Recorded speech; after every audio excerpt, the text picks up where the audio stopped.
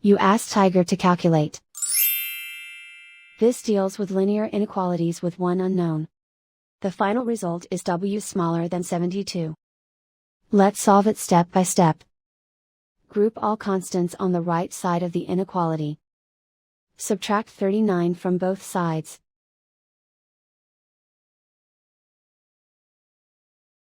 Simplify the arithmetic.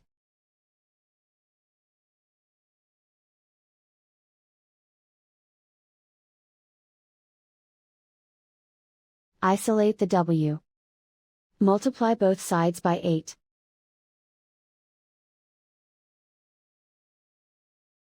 Group like terms.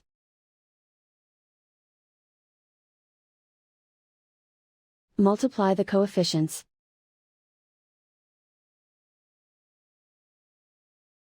Simplify the fraction.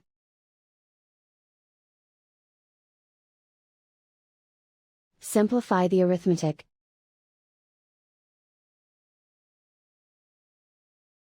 Plot the solution on a coordinate grid. And so the final result is W smaller than 72.